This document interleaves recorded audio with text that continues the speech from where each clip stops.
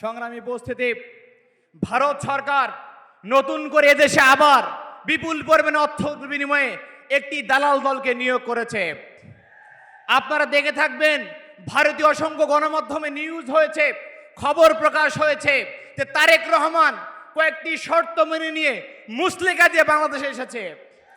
এত বড় একটা অভিযোগ বিএনপিকে দেওয়া হলো। বিএনপির পক্ষ থেকে অথবা তারেক রহমানের পক্ষ থেকে অফিসিয়ালি কোনো প্রকার বিরোধিতা করা হয় নাই। তাহলে এটাই প্রমাণ করে আর সন্দেহ থাকে না, আওয়ামী লীগের পরিবর্তে বর্তমানে ভারত বিএনপিকে ভারতের দালাল হিসাবে দেশে নিয়োগ প্রদান করেছে। সংগ্রামী উপস্থিতি, আমরা বলতে চাই, আমাদের জীবন থাকতে, ইসলামী ছাত্র শিবির থাকতে যদি প্রয়োজন হয় আমরা আগামী দিনে মীর কাসেম আলী ভাইয়ের মতো করে ফাঁসির দড়ি গলায় নেব, আবারও জীবন দেব, আবারও রক্ত দেব, তবেও এদেশকে ভারতের দালালের তাবেদার রাষ্ট্রে পরিণত হতে দিব না ইনশাআল্লাহ। সংগ্রামী উপস্থিতি, আপনারা দিনে থাকবেন 17 বছর পরে বাংলার লুথার কিং খ্যাত তারেক রহমান দেশে এসেছেন। শুধু দেশে আসেন নাই, বড় বড় পরিকল্পনা তিনি হাতে করে নিয়ে আসছেন। কি পরিকল্পনা? তিনি এসে বলেছেন মাটিতে পা দিয়ে, আই হ্যাভ এ প্ল্যান, আমার প্ল্যান আছে। কি প্ল্যান? আমরা দেখতে গেলাম, গিয়ে দেখি তিনি বড় বড় বক্তব্য দেন, তিনি নাকি যুবকদের জন্য বেকার ভাতার ব্যবস্থা করবেন। আমরা এই অসম্মানজনক ভাতাকে সবার আগে বয়কট করে দিলাম। সম্মানিত ভাইরা, পৃথিবীর প্রত্যেক দেশে যুবককে দক্ষ করার জন্য, যোগ্য করার জন্য অনেকগুলো চমৎকার প্ল্যান নিয়ে থাকে। একটি দেশের প্রধান সম্পদ হলো জনসম্পদ। এই জনসম্পদকে ফ্যামিলি কার্ড, কৃষি কার্ড, বেকার ভাতার কার্ড দিয়ে আপনারা আপনার গোলাম বানিয়ে রাখবেন, আর আমরা সেটা মেনে নেব। আপনি ভাবলেন কিভাবে?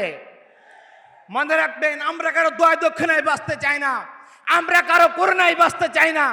আমরা নিজেরা দক্ষ হয়ে এদেশের বেকার সমস্যার সমাধান করে এদেশের বেকার অভিশাপ থেকে দেশকে মুক্ত করতে আমরা চাই। সংগ্রামী উপস্থিতি, তারেক রহমান হয়তো ভুলে গেছেন, আমরা এভরেস্টের উত্তরসূরি, আমরা আল বেরুনের উত্তরসূরি, আমরা তিতুমিরের উত্তরসূরি, আমরা সুলতান সালাউদ্দিন আইবের উত্তরসূরি। আমরা জ্ঞানে, বিজ্ঞানে, সমরে, কৌশলে পুরো বিশ্বকে নেতৃত্ব দিতে আমরা জানি। কাজে আমাদেরকে ভুয়া ফ্যামিলি কার্ড আর বেকার ভাতার গল্প আপনি শোনাবেন না, আমাদেরকে এসবের আপনি স্বপ্ন দেখাবেন না। প্রয়োজন যদি হয় তাহলে আপনি আপনার কর্মীদেরকে বেকার ভাতা দেন, ইতি করে বাংলাদেশে ইতিমধ্যে চাঁদাবাজি অনেকটা কমে যাবে ইনশাআল্লাহ। সংগ্রামী উপস্থিতি, আমরা বলতে চাই, আগামী দিনে যে সম্ভাবনা তৈরি হয়েছে চমৎকার একটি রাষ্ট্র বিনির্মাণের জন্য, সে রাষ্ট্র বিনির্মাণের সুযোগ আমাদের সামনে বারবার আসবে না। এই সুযোগকে আমাদের এ পর্যায়ে কাজে লাগাতে হবে। এই জন্য আমি বলতে চাই, আগামী দিনে আপনারা এমন ব্যক্তিকে ভোট দিবেন যে ব্যক্তি ভারতীয় আধিপত্যবাদের চোখে চোখ রেখে কথা বলতে পারবে, যাদেরকে ক্ষমতায় আনলে সীমান্তে আর কোনো মানুষকে ফেলানির মতো করে তার কাটা ঝুলে মৃত্যুবরণ করতে হবে না, এমন ব্যক্তিকে আপনারা আগামী দিনে ভোট দিবেন। যারা নদীর পানির ন্যায্য হিস্সা বুঝে নিয়ে উত্তরবঙ্গের কৃষকদের মুখে হাসি ফোটাতে পারবে, এমন ব্যক্তিকে আপনারা আগামী দিনে ভোট দেবেন। আমরা বিএনপিকে বলতে চাই, গর্ভবতী নারীর পেটে লাথি মারা বিএনপির আদর্শ না, মানুষকে পিটিয়ে মারা বিএনপির কোনো আদর্শ না, ভারতের দালালি করা বিএনপির কোনো আদর্শ না। আমরা দেখেছি বেগম জিয়া বিগত 17 বছর গণতন্ত্রের জন্য, মানুষের ভোটের জন্য আন্দোলন করেছেন, আর তারেক রহমান বাংলার লুথার কিং দেশে এসেই তিনি আমাদের ছাত্র সংসদকে বন্ধ করে দিয়েছেন। কাজে আগের বিএনপি আর এখনকার বিএনপি নাই। বিএনপির নামে, তারেক রহমান নামে আপনারা হাটে কলা বেচতে পারবেন না, সেই দিন শেষ। সংগ্রামী উপস্থিতি, শেষ করতে চাই এইভাবে, আমরা দেখেছি আমাদের শহীদরা স্বপ্ন দেখতেন একটি সম্প্রীতির বাংলাদেশ, একটি বৈষম্যহীন বাংলাদেশ তৈরি করার জন্য। মনে রাখতে হবে, আগামী 100 বছরে এদেশ কোন পথে চলবে, কতটুকু ভালো থাকবে, তা নির্ভর করছে আগামী দিনে সংসদে কারা যাচ্ছে এবং কারা সরকার গঠন করছে।